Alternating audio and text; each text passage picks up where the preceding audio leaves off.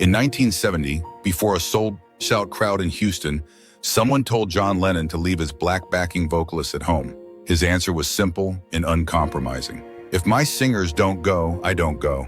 That moment revealed the real man behind the icon. Not just the rebel of rock and roll, but a visionary, a brother in spirit, and a bridge between divided worlds. This is the untold story of how four soulful voices and one working-class lad from Liverpool turned music into unity and respect into history. Houston, Texas, February 1970. The air was thick with anticipation. The Astrodome, the largest indoor arena in the world, was preparing for a spectacle it had never seen before. John Lennon was coming. It wasn't just another concert. This was his first major arena performance since the seismic split of the Beatles, now fully embracing his solo identity. Fans called it his Plastic Ono rebirth. 50,000 tickets sold out almost instantly. Old Beatles fans, new protest generation followers, rock aficionados. Everyone wanted to see the man who had helped turn the global consciousness upside down. But behind the scenes, a different conversation was unfolding. John wasn't traveling alone. He was bringing the soulful voices. Four black women with powerful, earthy vocal styles who had become an essential part of his sound experiments, blending gospel and blues with his rock. Names like Ella May, Sarah, Yvonne, and Clara. Names most of the audience didn't know, but whose harmonies gave Lennon's direct anthems a deeper resonance. When the organizers learned who they were, one of them hesitated. It was still the Deep South. Segregation had been outlawed on paper, but not in hearts. Whispers started backstage. Maybe Lennon shouldn't bring the colored girls. Texas might not take kindly to that. It wasn't said with open hatred, just the quiet cowardice of people afraid to upset the wrong crowd. Someone finally delivered the message to John. They called it a suggestion, but it wasn't. It was pressure wrapped in politeness. Mr. Lennon, one of the coordinators, began, "We think it might be better if your vocalists sat this one out. You know, Houston's a bit traditional." John didn't reply at first. He just looked up, adjusting his wire-rimmed glasses. The room went still. When he finally spoke, his voice was calm, almost too calm. "If my singers don't go," he said, "I don't go." 6 words, no anger, no drama, just truth. He stood up, gave a curt nod to Yoko, and walked out of the room. That was the end of the discussion. And so, when the day of the concert arrived, the world saw John Lennon walk onto the Astrodome stage, not alone, but side by side with the women they had tried to silence.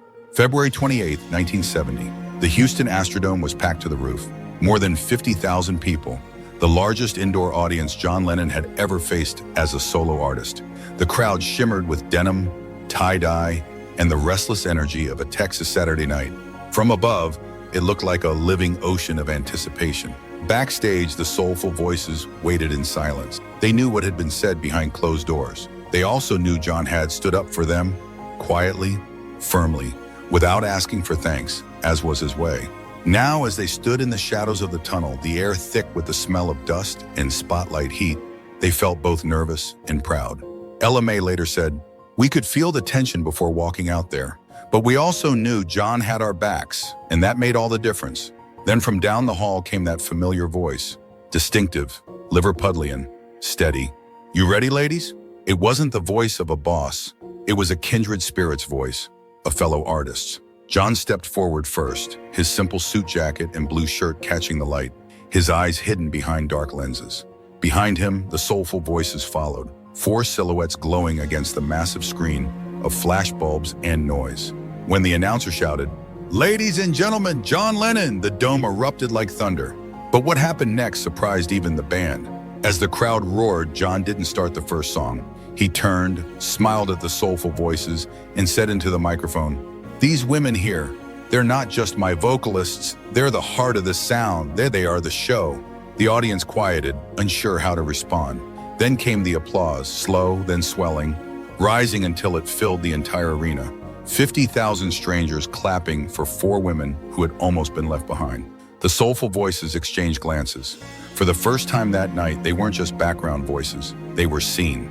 And as the raw notes of Instant Karma rang out, they sang with fire. Not just harmony, but gratitude. That night in Houston wasn't only about music. It was about a man choosing conscience over convenience, and a moment that changed how his band, and maybe his audience, saw him forever. After Houston, something changed. The soulful voices were no longer just the harmonies behind the icon. They were part of his artistic family. Every tour, every rehearsal, every long night on the road carried the same quiet understanding. They belonged. In the beginning, they hadn't known what to expect. They had heard the stories about John, the superstar, the unpredictable icon, the man larger than life. But the man they met backstage was something else entirely. He was intense, thoughtful, sometimes playfully sarcastic, and above all, deeply committed to authenticity.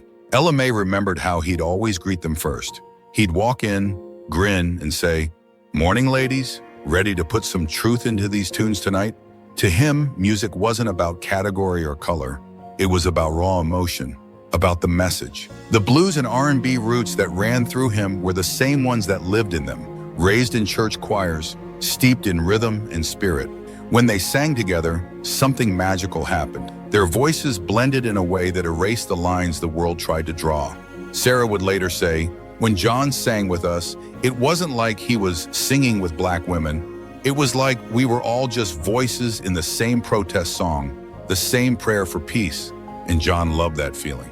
After the shows, he'd often keep the band up late, sitting around a piano in his Tittenhurst Park studio or a quiet corner of the Dakota. He'd start softly, working class hero, maybe an old lead belly tune, and they'd join in, building the sound until the walls seemed to hum.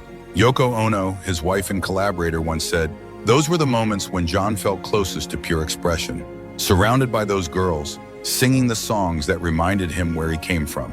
They laughed, they teased him, they'd share silent moments of meditation before shows, hands linked in a small circle. And whenever someone tried to refer to them as his background singers, John would interrupt, No, they're creating with me, not supporting me." He meant it. In a world where fame built walls, John kept a door open, and music was the bridge that let everyone walk through. But even the strongest bonds are tested on the road.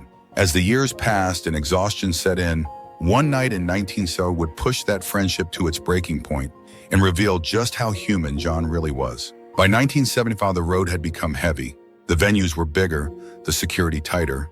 But behind the spotlight, fatigue had started to win its battle. John was tired, not just in body, but in spirit. Night after night, he gave everything he had. And sometimes the weight of being John Lennon, the symbol, the voice of a generation, was simply too much. The soulful voices saw it up close. They saw the exhaustion in his eyes, the way he pushed through pain just to hear that first roar from the crowd. And because they respected him, they stayed, even when the schedule broke them too. One night in Los Angeles, during a particularly chaotic show, John, frustrated and drained, made a cutting remark on stage, something cynical about the industry or plastic people that, in his exhaustion, landed with an unintentional sting on those beside him. The crowd laughed awkwardly. On stage, the soulful voices went quiet. Ella Mai and Sarah exchanged glances, trying to decide if they'd misheard. Then silently, a few of them stepped off the stage. The band hesitated, unsure what to do. John looked around and realized what had just happened. The show went on, but his voice wasn't the same that night. The spark was gone. Afterward, backstage, the tension hung like fog. No one dared to speak first. Finally, John entered the room where the soulful voices were sitting, still in costume, arms folded, waiting. For a long moment, no one said a word. Then he walked up to Ella Mai and whispered, "I was wrong, baby. I was tired, and I let my cynicism get the better of me. It wasn't fair to you." It wasn't a public apology. It didn't need to be. It was simple, human, and real. Sarah would later recall, "He looked heartbroken. You could see it in his face. He respected us. That's why it hurt him so bad." Within minutes, the mood softened. Someone cracked a small joke. John smiled again. That wry, knowing grin everyone knew. By the next night, they were back on stage, singing like nothing had happened, but loving each other even more for surviving it. That moment revealed something few ever saw. John wasn't a perfect man, but he was big enough to admit when he'd been wrong and genuine enough to make it right.